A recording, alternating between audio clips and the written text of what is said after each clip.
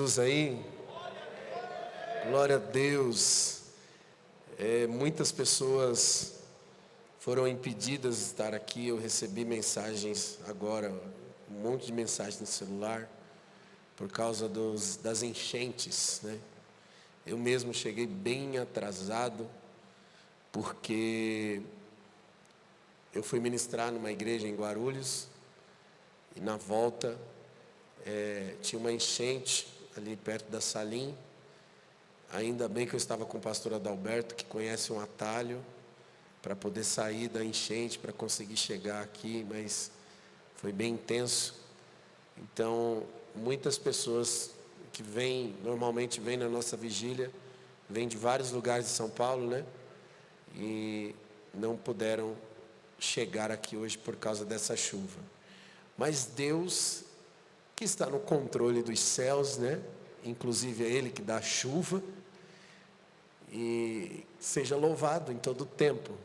E eu acredito que Ele permitiu que você viesse, porque o que Ele tem para nós aqui nessa noite é algo específico, e para algo específico é necessário que haja pessoas específicas, amém?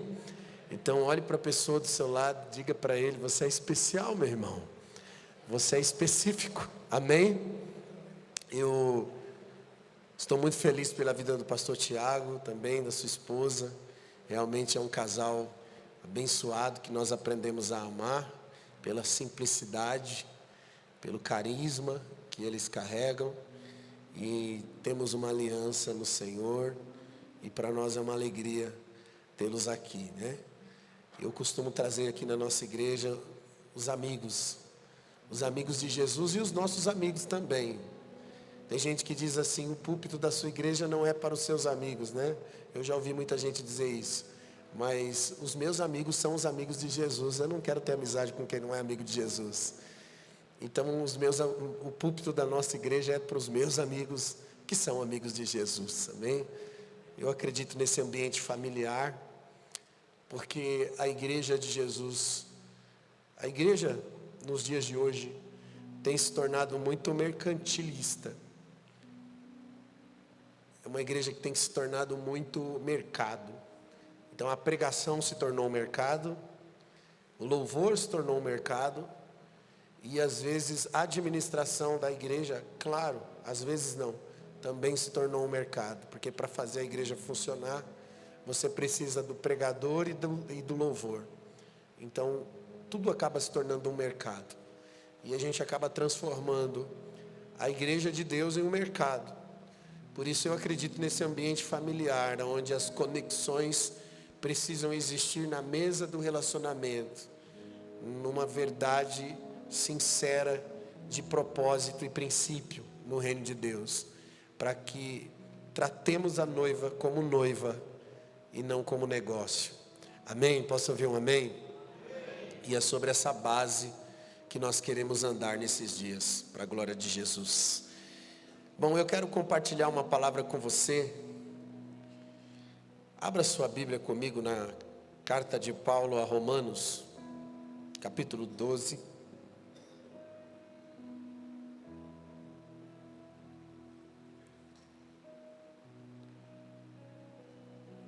Esse tem sido o versículo base da nossa mensagem durante alguns anos. Romanos 12, verso 1 e 2 eu quero ler. Romanos capítulo 12, versículo 1 e 2. Você encontrando, dá sinal de vida aí, irmão. É uma vigília. Você tem liberdade para dar glória a Deus. Dá bastante glória a Deus para você não dormir hoje. Amém? Glória a Deus. Amém? Se você pudesse colocar sobre os seus pés só mais um minutinho. Verso 1 e 2 diz assim: portanto, irmãos, eu rogo pelas misericórdias de Deus, que vocês ofereçam em sacrifício vivo as vossas vidas, como culto racional, porque esse é o santo, porque esse é o culto, vou ler de novo. Ofereçam-se em sacrifício vivo, santo e agradável, porque este é o culto racional de vocês. Não se amoldem aos padrões do mundo, mas transformem-se pela renovação da sua mente, para que sejam capazes de experimentar e comprovar a boa, agradável e a perfeita vontade de Deus. Amém? Eu quero falar um pouquinho nessa noite. Pode sentar, fica à vontade. Espírito Santo, nós entregamos nosso coração nas tuas mãos, nossa mente, sentimentos e pensamentos. Leva-nos a um lugar de revelação. Continua falando conosco, Senhor, através da sua palavra. Nós te damos liberdade, Jesus. Fique à vontade. Amém. Eu quero falar um pouco nessa noite, querido, sobre o nosso culto racional. O que significa culto racional? A palavra racional significa inteligente. Racionalidade significa exercer a própria razão, ou a capacidade de encarar fatos e ideias a partir de um ponto de vista. Quando Paulo escreve em Romanos 12:1, ele está falando sobre o nosso culto ser inteligente, o nosso culto exercer razão sobre fatos e ideias que partem de um ponto de vista lógico. Esse ponto de vista não é o seu, é o ponto de vista de Deus. É enxergarmos através dos olhos do Espírito, é verdadeiramente entendermos a nossa essência, a nossa vida diante daquele que nos chamou, que nos escolheu para o serviço do seu reino, para pertencer a Ele, porque ser sacrifício é pertencer ao Criador. E a partir disso, então, um padrão é construído na sua essência, onde a sua mente é transformada a uma renovação de mentes, uma renovação de entendimento, e a partir disso nós somos capazes não somente de experimentar, mas também de comprovar a boa, a agradável e a perfeita vontade de Deus. E um culto racional é quando a minha vida não me pertence mais, eu ofereci ela em sacrifício vivo, eu dei ela ao Criador, eu devolvi ela àquele que me deu a vida. Quem já assistiu Crônicas de Nárnia aqui? O filme Crônicas de Nárnia, escrito por C.S. Lewis. Neste filme, existe um apontamento profético, propositalmente por C.S. Lewis, porque quando o leão dá a vida dele, pelo menino que cometeu um delito, que segundo a lei de Nárnia, deveria morrer, mas o leão se propõe a morrer por Nárnia, ele se propõe a morrer pelo menino em Nárnia. E a história diz que o leão ressuscita, porque não havia nele dolo, não havia nele culpa, que também segundo a lei de Nárnia, um inocente não poderia morrer como culpado. Então ele ressuscita e revive apontando para o Cristo. Aí nasce aquele versículo bíblico que diz: onde está a morte a sua vitória? Onde está o inferno o seu aguilhão? Porque ele ressuscitou. Quando um inocente morre, a morte é tragada pela vitória, e ele sobrevive em vida.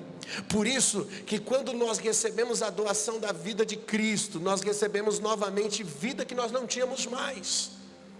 Nós estávamos mortos nos nossos delitos e pecados, mas Cristo nos deu vida novamente, riscando a cédula de dívida que era contra nós e cravando-a na cruz do Calvário. E agora a Bíblia diz que nenhuma condenação há mais para aqueles que estão em Cristo Jesus, que não andam mais segundo a carne, mas andam agora segundo o Espírito de Deus. Uau! Eu recebi vida, eu não tinha vida, mas agora através do sacrifício de Cristo eu recebo vida. Eu recebo Jesus como meu Salvador, eu me arrependo dos meus pecados, aceito o sacrifício expiatório, a partir disso recebo novamente a vida que eu não tinha mais. Ele me deu vida novamente, e somente um sacrifício sem dolo, sem pecado, pode anular o poder da morte. Por isso que Paulo, ele faz um apelo em Romanos 12, dizendo: rogo pela compaixão de Deus, que vocês ofereçam a vida de vocês, porque essa é a forma de você autenticar uma vida eterna, essa é a forma de você manter-se na eternidade, porque agora eu não tenho mais dolo, eu não tenho mais culpa. Jesus levou todas as culpas na cruz do Calvário, e agora eu oferecendo uma vida sem pecados, uma vida santificada no altar, isso anula o poder da morte. Então perceba comigo que não é só erguer a mão e aceitar Jesus como Salvador, não é só descer as águas do batismo, não é só virar evangélico, não é mudar de religião. Perceba comigo que vai muito mais além. Existe um progresso na nossa conversão. O progresso precisa acontecer. Você precisa receber Jesus, aceitá-lo como seu Salvador, mas também se arrepender dos seus pecados e mudar o trajeto. A santificação faz parte do progresso. Por isso que nós estamos sendo salvos.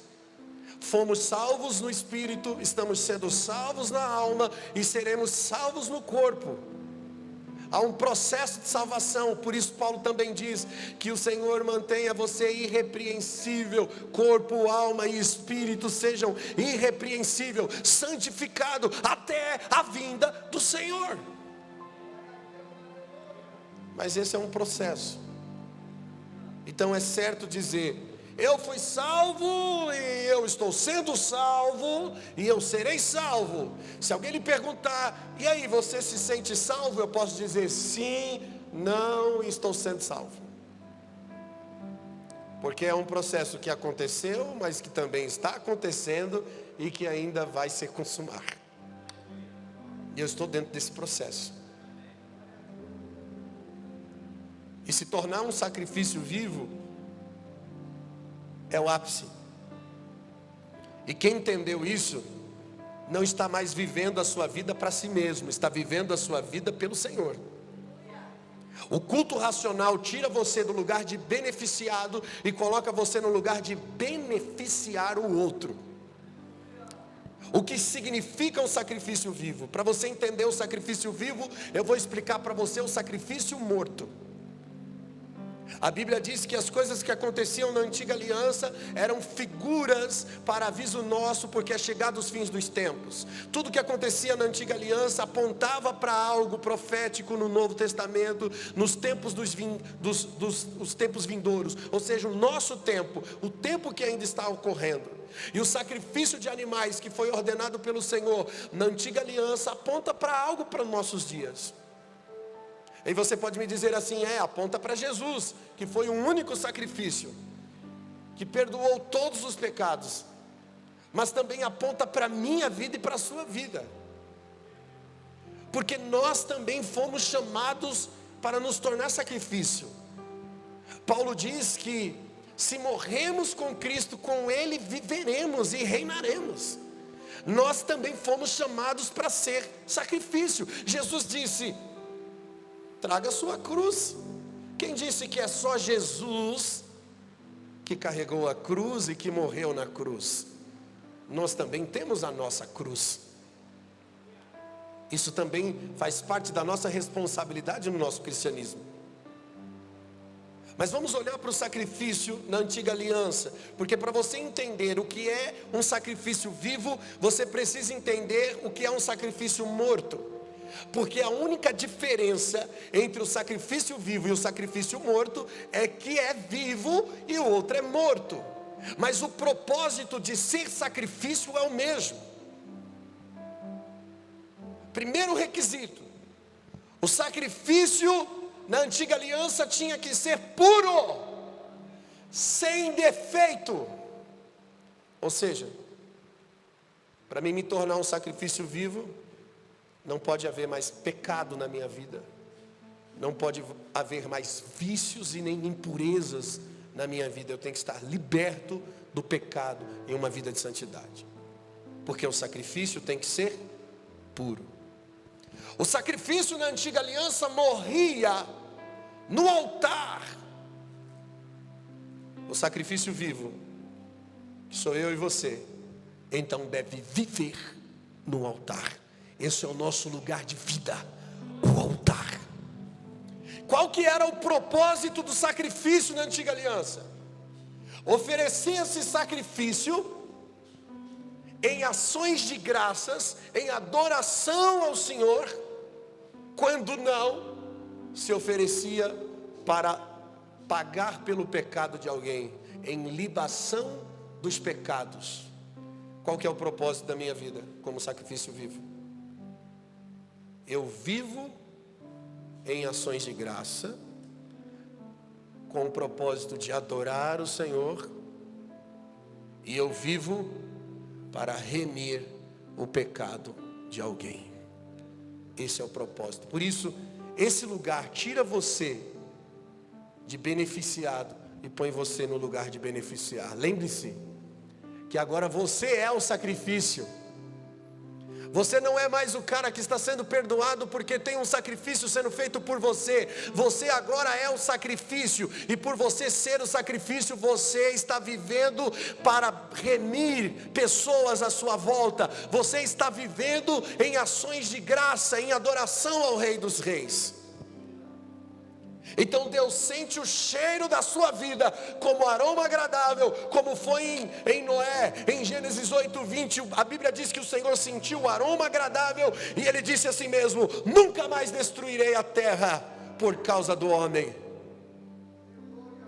Há uma aliança, há um pacto, porque há um cheiro agradável, há um aroma que está subindo de um sacrifício vivo, vivendo e sendo sacrifício.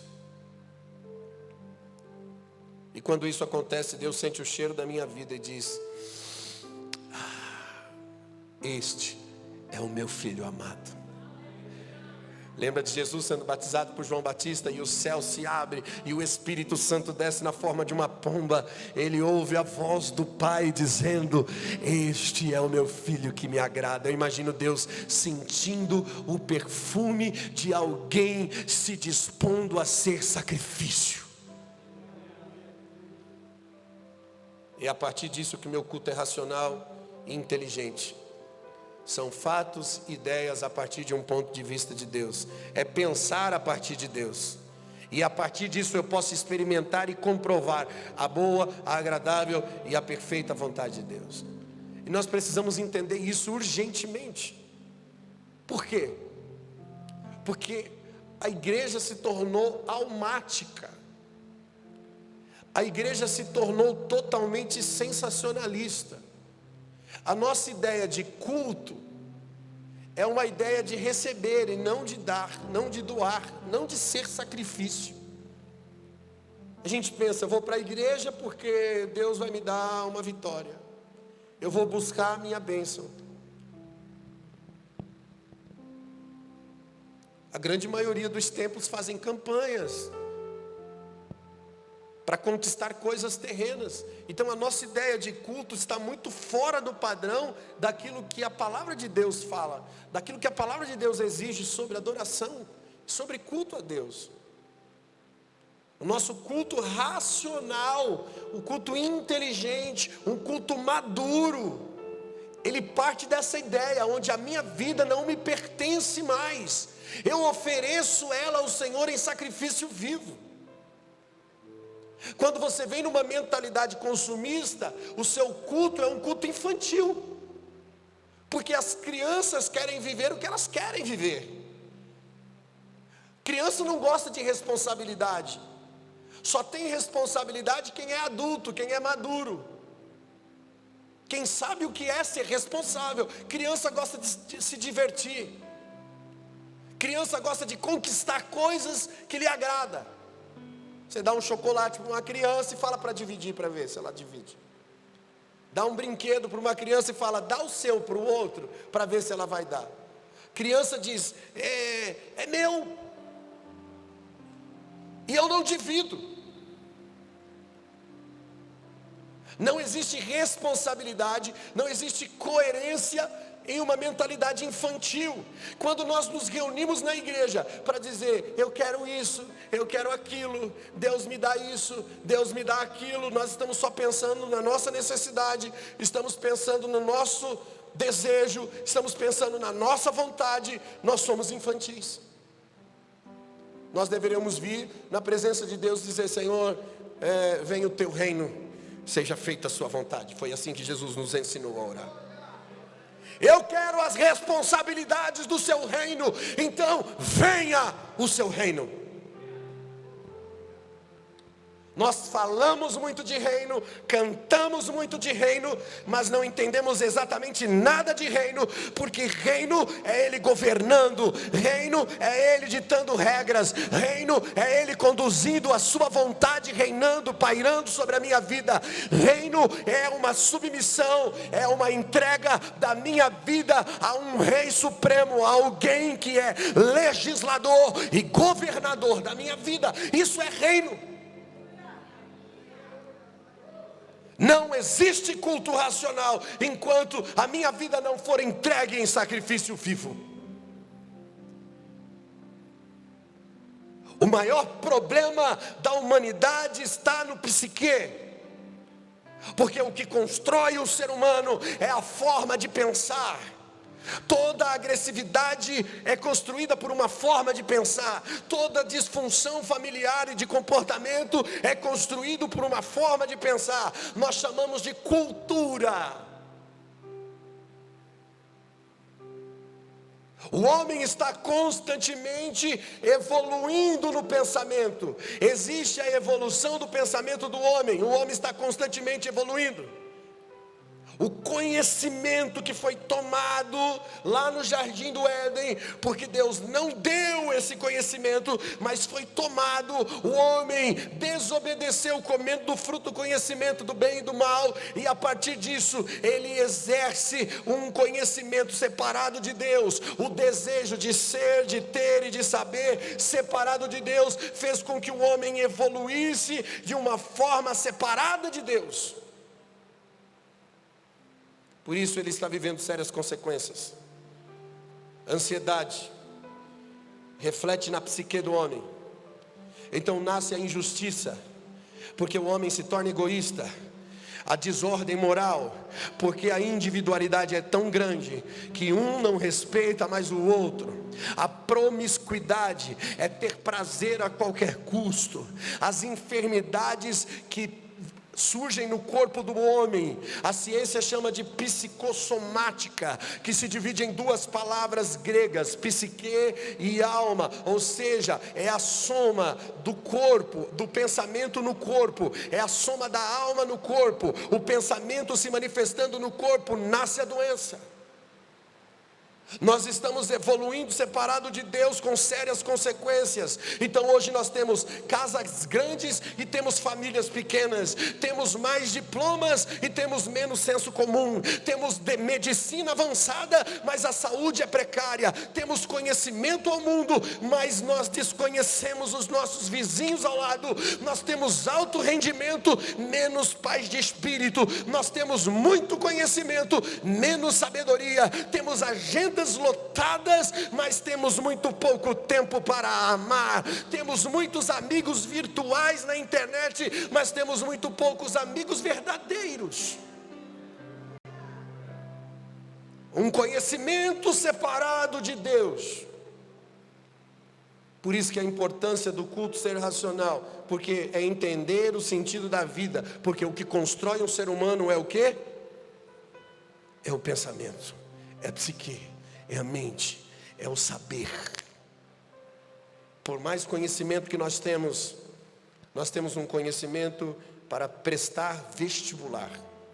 As escolas e faculdades não formam pessoas para a vida, formam fazedores de vestibular. As pessoas não são formadas para viver. E a ideia da sociedade em geral é essa: é ser feliz a qualquer custo. E ser feliz não é errado. Mas nós temos que ser felizes a partir de uma condição: a partir da verdade. O uso da verdade parte da nossa racionalidade. O uso da verdade parte da nossa maneira de pensar.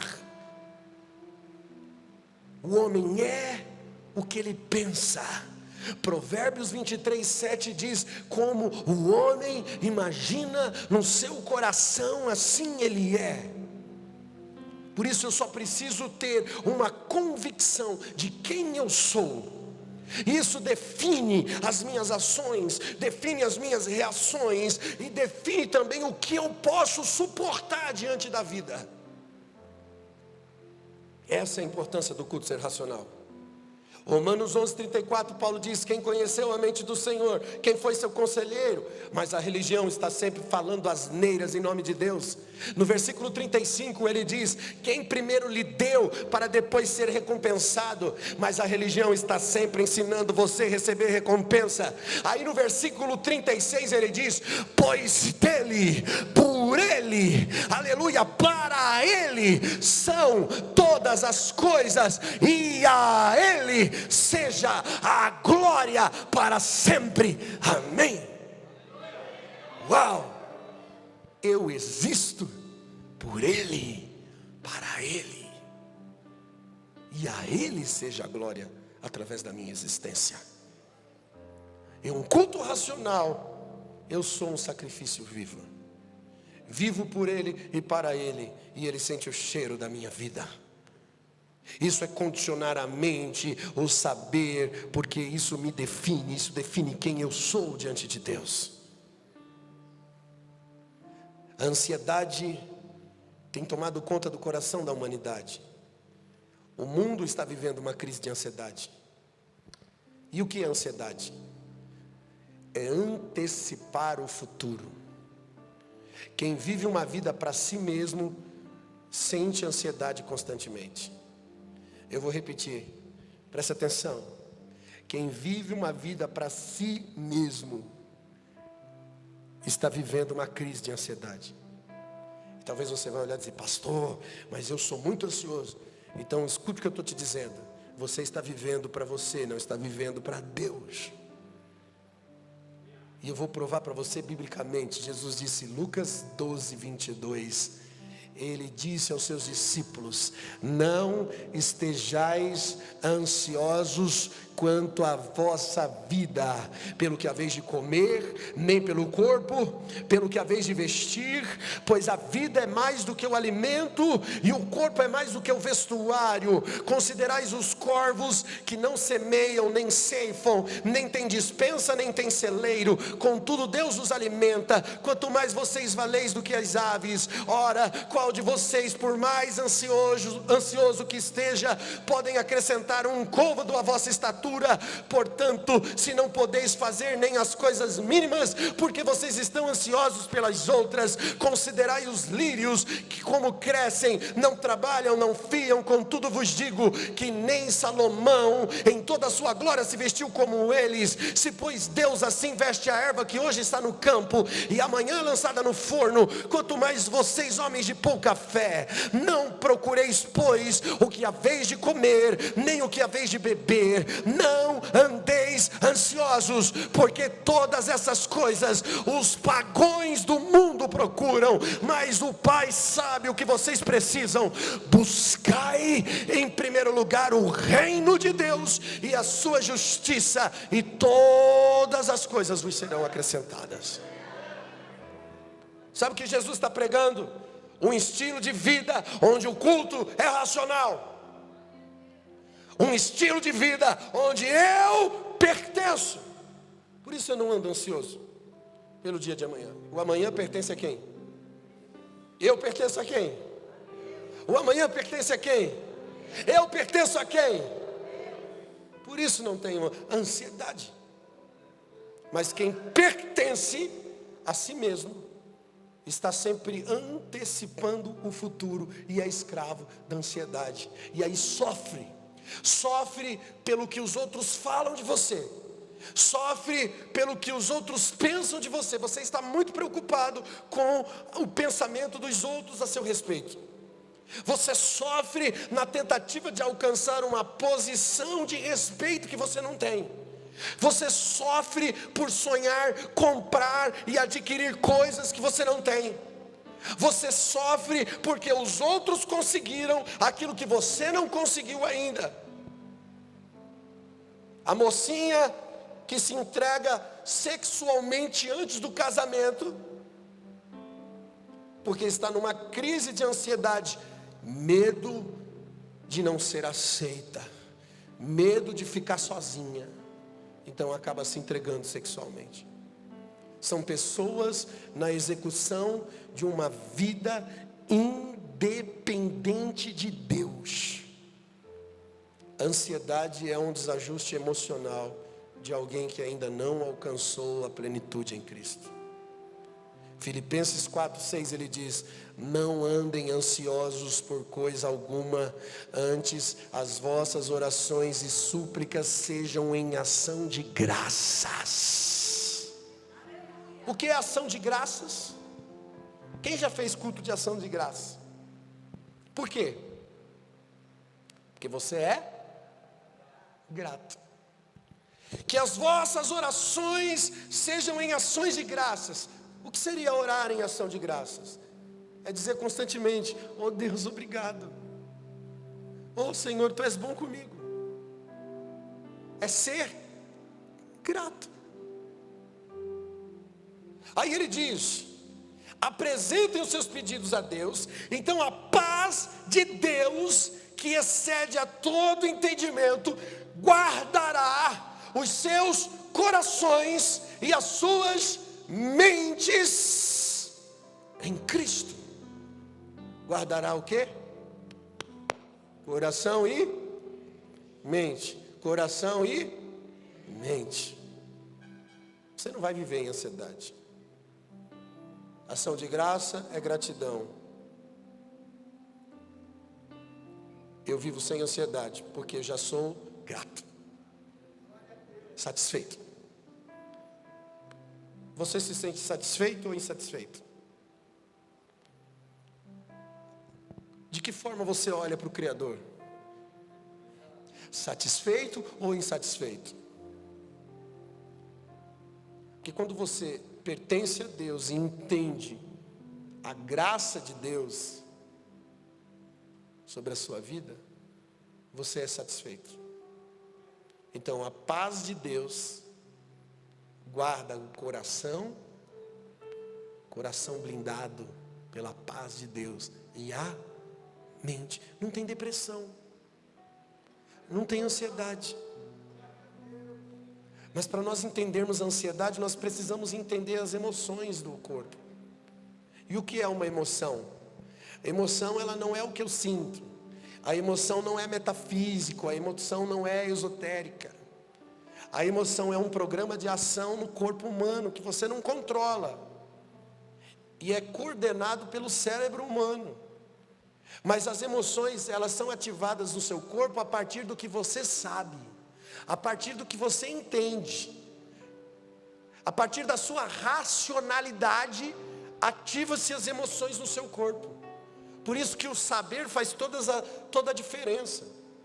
Um exemplo de emoção: se você está vindo no caminho na rua e de repente um cachorro pitbull, daqueles bem forte, com os dentes rangindo, vem na tua direção para pegar você. Nesse momento você vai ter uma emoção. O seu cérebro vai desencadear alterações no seu corpo. Alguns a boca seca, outros a pupila dilata, o estômago para de produzir ácido. Se o seu intestino estiver cheio, você solta. Se a bexiga estiver cheia, você solta. Você está tendo uma emoção. Há uma aceleração cardíaca. Nesse momento você tem o que chamamos de hiperfoco. Não há déficit de atenção, não há sono, porque você está tendo uma emoção. E cada um tem uma reação diferente pela racionalidade que tem, pelo conhecimento que tem. Alguns se tornam comida de pitbull, outros escapam. É como você jogar uma pessoa que não sabe nadar dentro de uma piscina de 5 metros. 5 mil não, né? Que 5 mil é um abismo, né? Mas 5 metros, tá bom. Joga uma pessoa que não sabe nadar dentro de uma piscina de 5 metros. E joga uma pessoa que sabe nadar. A que sabe nadar vai boiar, vai ficar de boa na lagoa. A que não sabe, o coração vai acelerar, vai desesperar. Ela vai ter uma emoção forte. Porque ela não. O saber faz a diferença. O maior problema da humanidade é o saber. E a emoção, ela pode vir de várias formas. Uma lembrança triste, o ódio que você alimenta por alguém, uma paixão, um amor que você alimenta por alguém. Cara, só de pensar que tem que trabalhar no outro dia, você já fica triste. Já tem uma emoção. É ou não é? Chega segunda-feira, no domingo você já pensa, segunda-feira. Chega na sexta, você já fica assim, sexta-feira. Final de semana aí. É desencadeado da mente para o corpo. E aí você pode sentir nervosismo, insônia, depressão. Se a emoção for boa, você pode sentir alegria, autoestima. Ela é automática. Você não controla a emoção, mas o saber faz toda a diferença.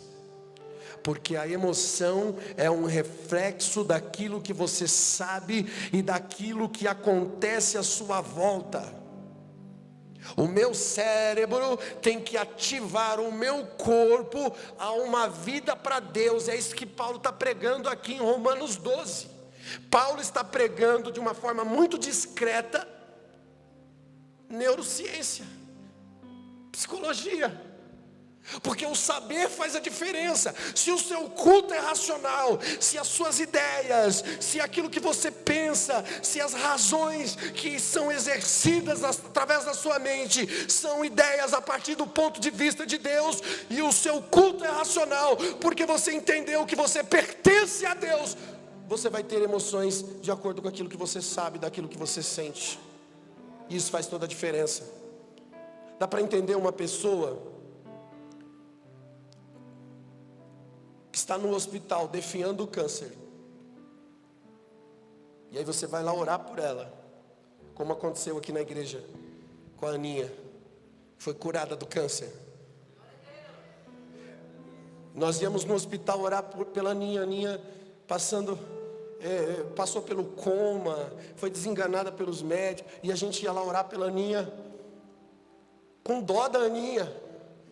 A gente orava por cura, mas na mente dizia, tadinho, Jesus vai recolher a Aninha. Estou sendo sincero. A gente orar por ela, a gente pensava, Deus vai recolher ela logo, logo, tadinha, porque a situação está ruim. A gente ia lá dar ânimo, dar amor, mas a gente já ia com essa cabeça, com essa mentalidade. Chegava no hospital orar pela Aninha, a Aninha dizia, pastor, estou feliz. Se Jesus quiser me curar, amém. Se Ele quiser me recolher, eu vou morar com Jesus. E aí a gente ia ministrar, saía de lá ministrado. Mas isso é condicionado por uma mente racional que entende que pertence ao Criador. E se pertence, quer vivamos, quer morramos, pertencemos ao Senhor. Isso faz toda a diferença. Uma pessoa não vai ficar em depressão porque ficou doente, cara. Deus tem um propósito na doença. Deus tem um propósito no tempo ruim. Deus tem um propósito porque Eclesiastes 3 diz que para cada tempo Deus tem um propósito. Tempo de nascer, tempo de morrer, tempo de plantar, tempo de arrancar o que plantou, tempo de abraçar, tempo de afastar-se de abraçar, tempo de sorrir, tempo de chorar. Para cada tempo Deus tem um propósito. E Ele deu essa enfadonha tarefa aos filhos dos homens para os exercitar. Estamos num exercício de Deus, onde precisamos entender que pertencemos. Versículo 11 de Eclesiastes 3 diz: Deus pôs a eternidade no coração do homem, sem que ele conhecesse o fim de todas as coisas. Como se nós tivéssemos que descobrir o fim olhando para dentro do nosso coração, entendendo: coração, você pertence ao Senhor. Acabou o seu problema, irmão. Aleluia.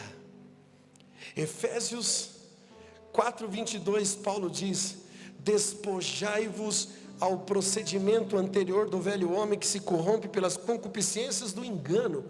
Cara, quando nós vivíamos no pecado, uma vida separada de Deus, a nossa sabedoria e conhecimento se chama engano.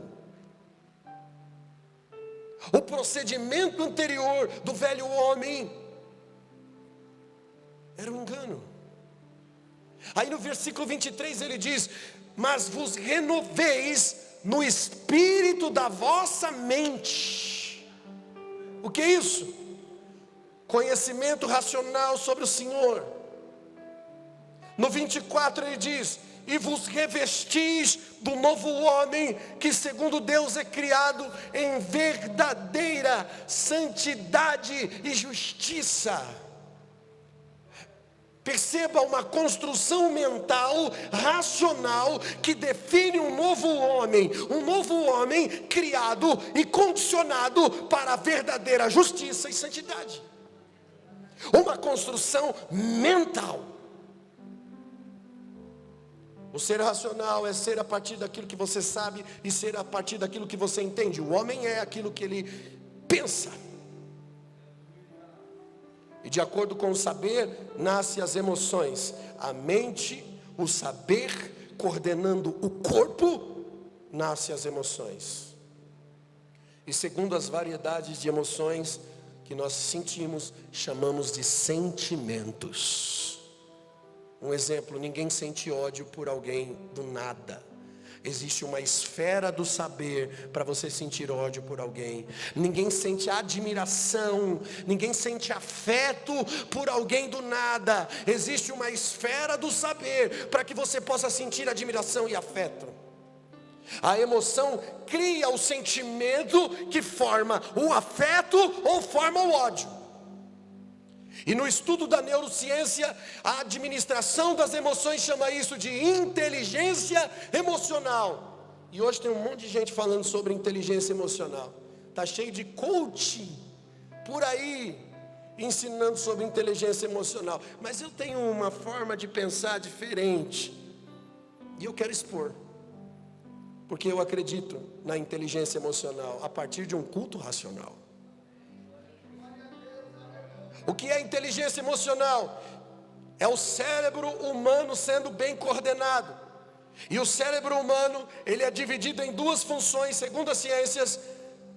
Tem a parte racional, um hemisfério, e o outro lado é a parte emocional, outro hemisfério. Nós temos dois lados no cérebro.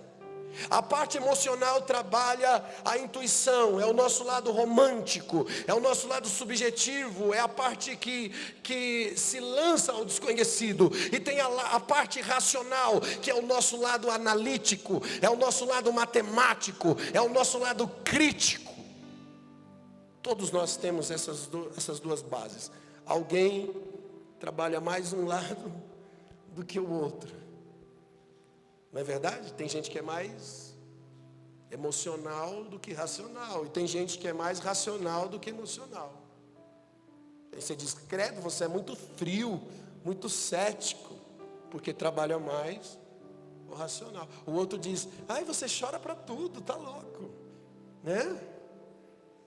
Você não pode assistir um seriado, um filme, né, Cíntia? Você chora. A gente vai assistir o Rei Leão 2019. Vou chorar de novo na morte de Mufasa. Nós temos os dois lados. Uma parte do cérebro só vê dados, números, a lógica através da razão. A outro lado vê as intenções, as emoções, acredita, se entrega, busca. Inteligência emocional é quando eu consigo captar e responder ao mundo usando muito bem os dois lados do meu cérebro, a emoção e a razão. E qual que é o segredo? O segredo é ser resolvido. É entender o propósito de Deus por detrás da sua existência. O culto racional me coloca no lugar de convicção no reino de Deus. Então eu tenho um propósito definido, e isso me torna um sacrifício vivo. Se eu me torno um sacrifício vivo como propósito da minha existência, a partir desta certeza do meu lugar em Deus, eu construo a razão. E aqui não é ato de fé, aqui é conteúdo da fé. Nós falamos muito sobre ato de fé, mas o ato de fé não tem significado se nós não temos conteúdo da fé. É pensar, é raciocinar, é entender os princípios da fé. Então a minha parte emocional deve responder pelo que eu tenho de racional. As minhas intenções geradas, a minha busca, a entrega da minha vida, a paixão, o amor que eu desenvolvo por todo o propósito, pela parte racional. E aqui agora é ato de fé, mas ato de fé baseado no conteúdo da fé. O equilíbrio disso é importante. 1 Coríntios 14:15 diz: então o que farei? Orarei em espírito, mas também orarei com entendimento. Então o que farei? Cantarei em espírito, mas também cantarei com entendimento. Tem que haver equilíbrio. Efésios 1:8 ele diz: ele derramou sobre nós toda a sabedoria, todo entendimento, nos revelou o mistério da sua vontade, de acordo com o seu bom propósito, que ele nos estabeleceu em Cristo, isto é, de fazer convergir em Cristo todas as coisas, tanto celestiais quanto terrenas, na dispensação da plenitude dos tempos. Então nele fomos também escolhidos, temos sido predestinados, conforme o plano daquele que fez todas as coisas, segundo o propósito da sua vontade, a fim de que nós, os primeiros que esperamos em Cristo, sejamos para o louvor da sua glória. Sejamos para o louvor da sua glória. Propósito da minha existência, o que criou todas as coisas, celestiais e terrena, fez com que todas as coisas convergissem em Cristo. Para isso eu fui predestinado. Esse é o propósito da sua vontade.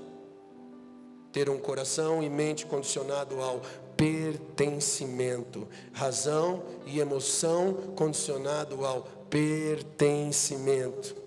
Então eu tenho a formação de uma fé autêntica. Porque a fé autêntica não é quando acontece o milagre. Uma fé autêntica é quando o milagre não acontece, mas a sua fé continua evoluindo pela convicção de uma vontade que é superior do que a sua. Uau! Paulo recebe uma profecia em Atos 21:12, que ele seria ligado com uma cinta em Roma e possivelmente morto. A igreja começa a chorar por Paulo, dizendo: Paulo, não vá para Roma, Paulo. O que Paulo diz? Versículo 13: o que vocês fazem magoando meu coração? Porque eu estou pronto, não só a ser ligado, mas ainda a morrer pelo Senhor. A expectativa dele não era de ansiedade, mas de paz. Um culto racional promove saúde emocional.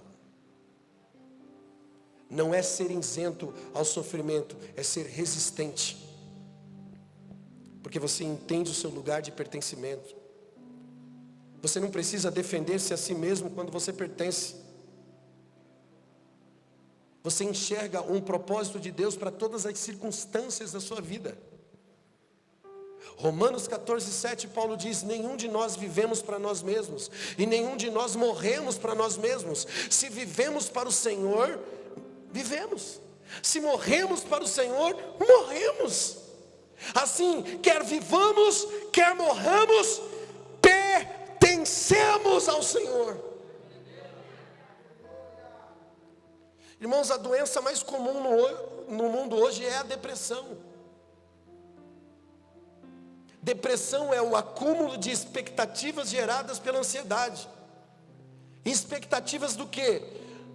No acúmulo de informações. Um saber desencadeando uma série de sentimentos. Hoje nós vemos adolescentes de 15, 16, 14, 13 anos em depressão. Como que uma criança de 12, 13 anos em depressão, gente? Porque nós vivemos a era da informação. Muita informação, muita expectativa, muita ansiedade. Depressão. É um saber separado de Deus, um saber independente, movido pelo desejo de ter, de ser e de saber. Por que tem tantos líderes em depressão cometendo suicídio hoje? Você já recebeu o videozinho de, mais um pastor se suicidou? Quem já recebeu aqui? E parece que o pessoal faz meio que um glamourzinho em volta. Tadinho do pastor, que pastor paga o preço, que pastor também é gente, que pastor sofre. Ok, eu concordo. Mas ser um sacerdote me coloca em um lugar de muito mais responsabilidade. E por causa das demandas do ministério, por causa de um desejo, de um sonho pessoal, abre aspas, separado de Deus, porque em algum lugar esse líder se perdeu do propósito do pertencimento. E aí você deseja muito uma igreja que funcione, um ministério que avance. E aí você cria expectativas em um projeto que não é seu.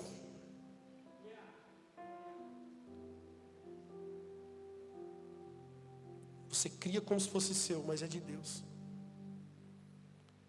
Nós estamos construindo um padrão de igreja que não é o padrão de Deus. Por isso tantos líderes em depressão. Pensa comigo, irmãos. Se nós esperássemos em tudo que Jesus prometeu, nós não estaríamos frustrados. O que Jesus prometeu, pastor? No mundo tereis, quem conhece fala comigo, no mundo tereis, é promessa, meu filho. Ele disse, vocês serão caluniados. Ele disse, vocês serão perseguidos. Ele disse, vocês serão feridos, maltratados por minha causa. Eu envio vocês como ovelha no meio dos lobos. Ele disse, vocês não terão onde reclinar a cabeça. O profeta não terá honra na sua pátria. O maior entre vocês deve ser o menor. Quem tentar salvar a sua vida, vai perdê-la. Mas o que perder por amor de mim, encontrará a vida eterna. Se a gente esperasse em cada promessa de Jesus, não estaríamos frustrados. Mas por que você está frustrando? Porque não é do seu jeito. Porque não é do seu jeito, não aconteceu do seu jeito, não foi da sua forma. As demandas dos seus sonhos pessoais tiraram você do propósito do pertencimento.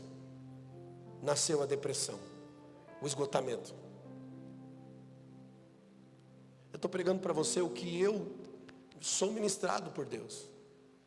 Porque há pouco tempo eu me senti frustrado. Há pouco tempo eu me senti cansado. Por causa dos problemas ministeriais, as coisas que acontecem, as responsabilidades à minha volta. E o Espírito Santo ministrou meu coração e disse: cara, o seu ministério é Jesus. O seu ministério não é uma placa, o seu ministério não é um templo, o seu ministério não são as demandas que você criou, o seu ministério sou eu. O Senhor disse: eu sou o seu ministério. E aí eu parei e falei: então eu vou fazer igual a Maria. Eu vou chapar nos pés dele. E deixar o peso sair das minhas costas. E deixar a ansiedade, Marta, ansiosa e preocupada com tantas coisas. Vai para a presença dele, acabou, cara, já era. Chova canivete.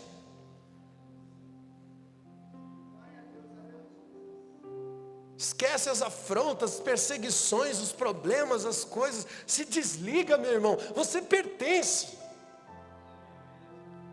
Mas estão falando isso. Mas estão pensando isso. Mas, cara, esquece tudo. Deixa falar. Você me pertence.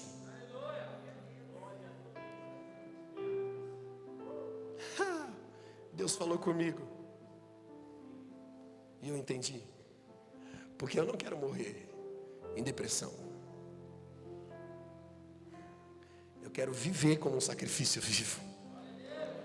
Jesus levou toda a ofensa na cruz. E é lá na cruz que eu tenho que depositar todas as ofensas contra mim. Eu não posso esperar reconhecimento. Eu não posso esperar recompensa e honra. Eu só posso esperar aquilo que pode ser depositado na cruz de Cristo. Nós estamos esperando o que não pode ser depositado na cruz. Eu espero um ministério próspero. Não, isso não pode ser depositado na cruz, meu irmão. Você pode ter um ministério próspero, mas não é o que será depositado na cruz de Cristo.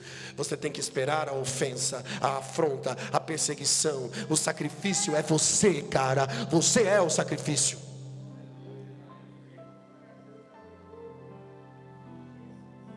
Viva para beneficiar o outro. Dê o outro lado. Ande a segunda milha.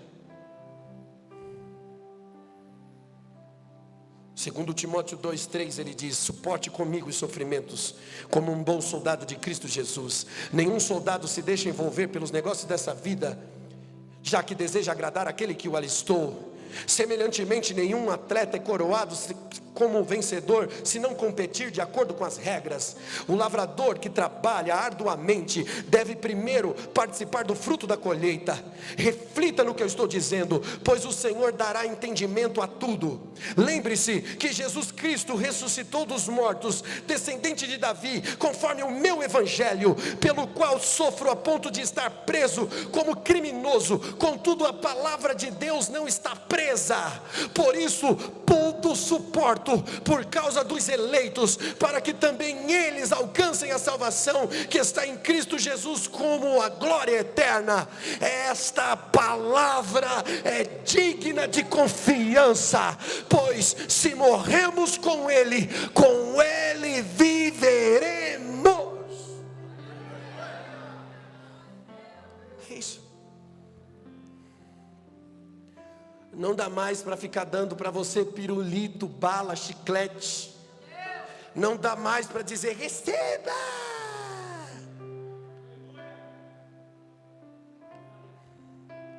Qual que é teu sonho? Deus vai te dar.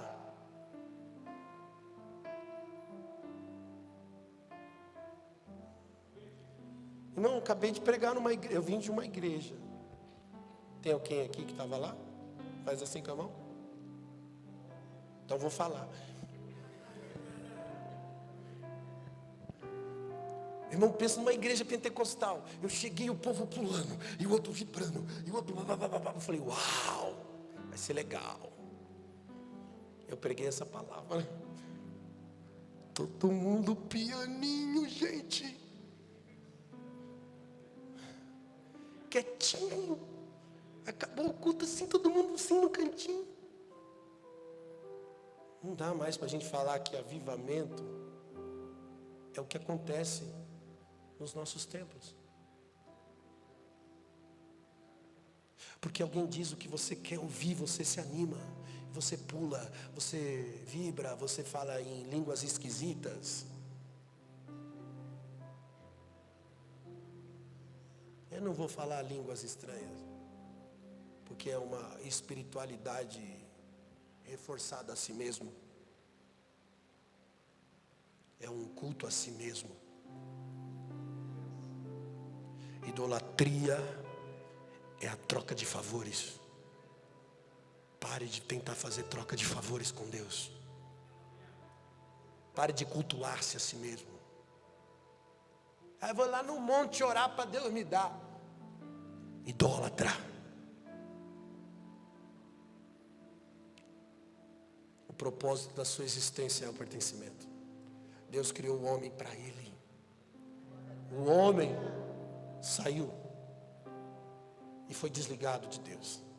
Por isso o primeiro Adão é carnal. E o último Adão, quem é o último Adão? Jesus. O último é espiritual, é do céu. Tais são como os carnais e tais são como o espiritual. Nós, Paulo disse, trazemos a imagem do espiritual. Nós voltamos à origem do pertencimento, onde nada é meu, tudo é dele, por ele e para ele. É aqui que você administra seus bens para a glória de Deus. É aqui que tudo que você tem pertence a Deus, tudo que você faz pertence a Deus, tudo que cada coisa, cada atitude você vai pensar é para a glória de Deus. Quer comamos, quer bebamos, façamos para a glória de Deus. Até para comer, a gente tem que comer para a glória de Deus. Você ora pelo almoço, pelo jantar, pelo café da manhã, você diz: Deus, obrigado. O Senhor me deu. O Senhor me presenciou com esse alimento, me presenteou com esse alimento. Coma para a glória de Deus, viva para a glória de Deus, faça qualquer coisa que seja para a glória de Deus. Se não for para a glória de Deus, não faça. É irrelevante. Você não nasceu para isso. Você nasceu para a glória dele. Você recebe essa palavra? Fica de pé comigo, por favor. Orialama sondorobia. Clema choria. Rebia andaraga sondoro. Eu quero convidar você mais uma vez a vir aqui na frente para orarmos juntos. Mas você que está disposto a viver para a glória de Deus. Você que está disposto a dizer: Senhor, a partir de hoje eu quero pertencer. Seja real, seja sincero, diga: eu estou vivendo do meu jeito. Estou levando a minha vida do jeito que eu quero, do jeito que eu acho. Mas a partir de hoje eu quero viver uma vida totalmente rendida e entregue à vontade soberana do Senhor.